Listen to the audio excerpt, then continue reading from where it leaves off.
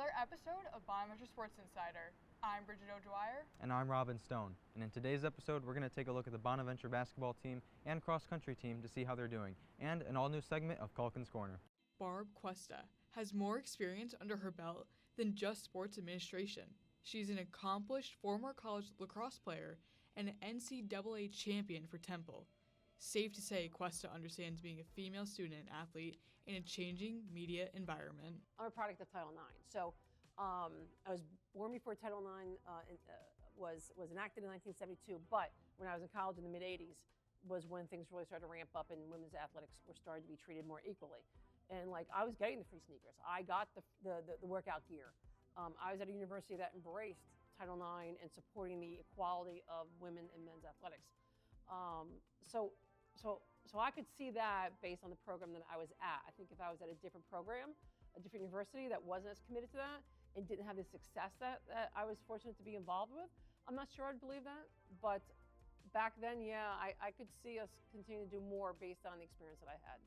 And it's Barb's experience as a student athlete that helps her better connect with female athletes here at Bonaventure.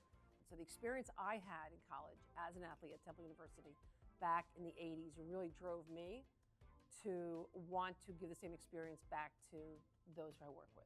I never wanted to coach. Coaching just was not something I wanted to do, but being an administrator, you can still have an impact on the coach and then how that impacts the student athletes. Cuesta offers her take on women's sports in the media and how women's basketball plays a crucial role in the changing of media landscape of women's athletics. I don't think that something like women's basketball is going to go backwards. People have embraced it, and I think that as long as we can continue to find a way at the grassroots level to make sure those national programs, and I'll use women's soccer again as an example, continue to thrive somehow, I think you'll continue to see them growing and people wanting to go to those games and them getting the attention with the advertisers, with the fans coming to the stands. I think that will continue to grow. With so much to come for women's athletics, there's no question the future is bright.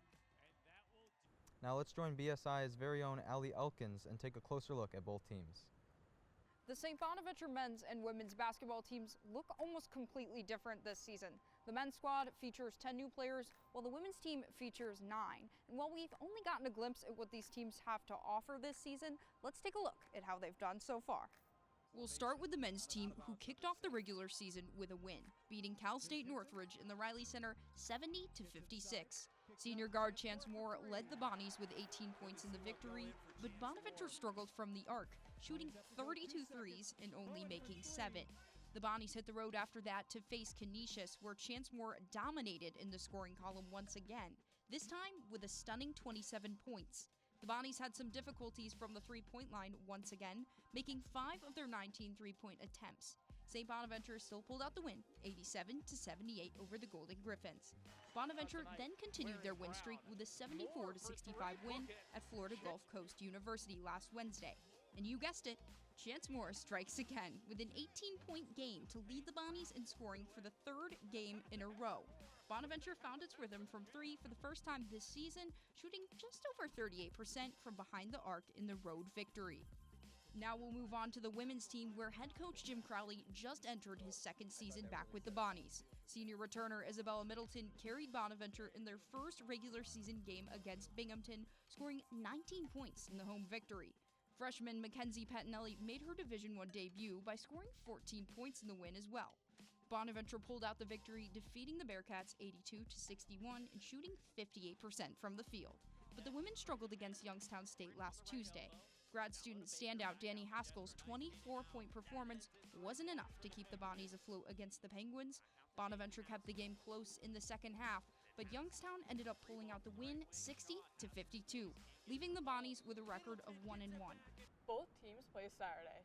The women's team is on the road facing Bowling Green at noon, while the men's team will stay at the Riley Center facing Lemoyne at 4 p.m. And with the cross-country Northeast Regionals quickly approaching, our Kyle Myers spoke with some cross-country runners who will be attending the event. At noon, Aiden Scattergood, Casey Malloy, and William McCarthy will be competing in the NCAA Northeast Regional Cross Country Meet. This week, I sat down with the runners, who told me what it means to represent Bonaventure under such a major spotlight. It means everything. I just want to thank my coaches, thank God, thank my family. It's a great opportunity. It's going to be so fun. I'm excited to represent Bonaventure on like a big stage like this. Scattergood looks to cement his legacy at the event. I want to be the best runner Bonaventure's ever seen.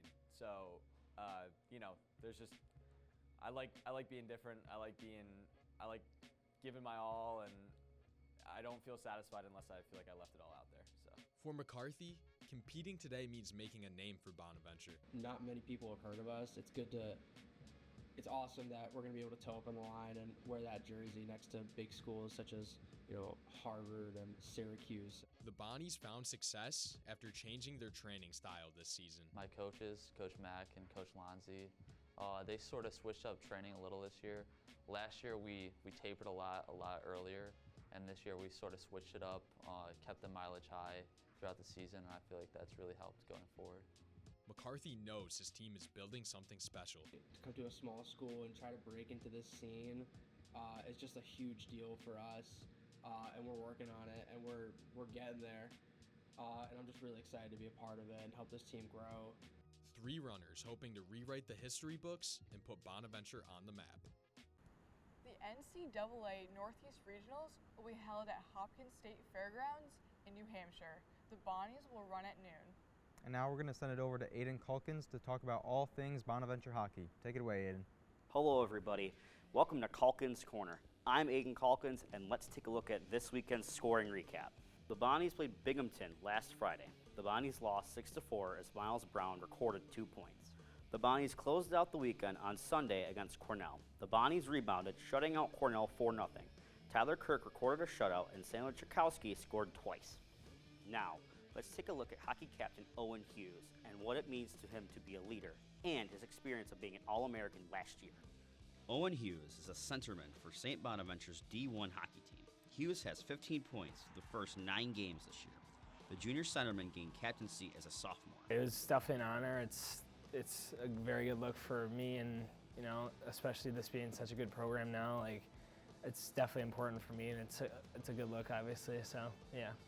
Hughes details the importance of being a captain and a leader. It's just the way you act and the way you carry yourself, like even off the ice in the locker room, around campus, just stuff like that. I think that's very important, just because when I was young, when I was a freshman, and the captains were great to me. Like, I looked up to them, and they helped me a lot, and I learned a lot from them. So I just try to carry that since when I've got assigned to captains. Hughes has always had a passion for the game of hockey, from a young age to high school and now college here at SB.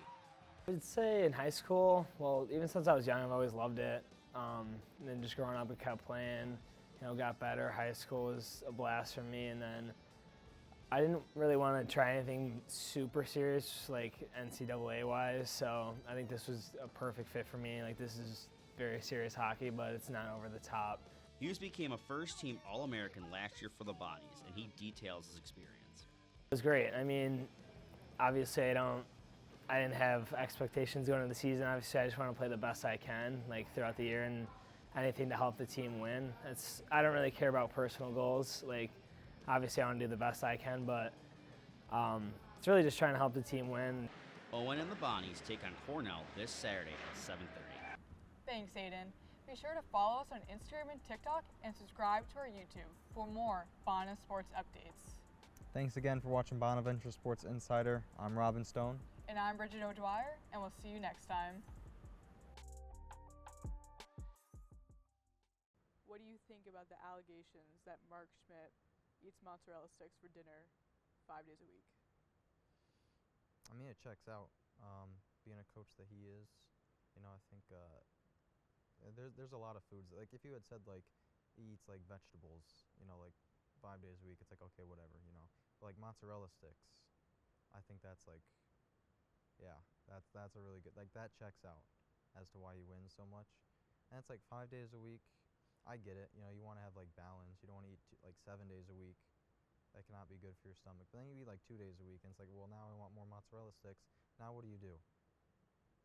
I would do the same thing. You balance it out with 5 days a week of mozzarella sticks. Question is, how many mozzarella sticks per meal because some numbers, like I wouldn't eat 7. It would have to be even. I wouldn't Like eat a like 5 or yeah, a 10. but 5 it's like kind of light though. I feel like 10 is the way to go. I would even say 12. I like 12 a lot. 13 maybe not.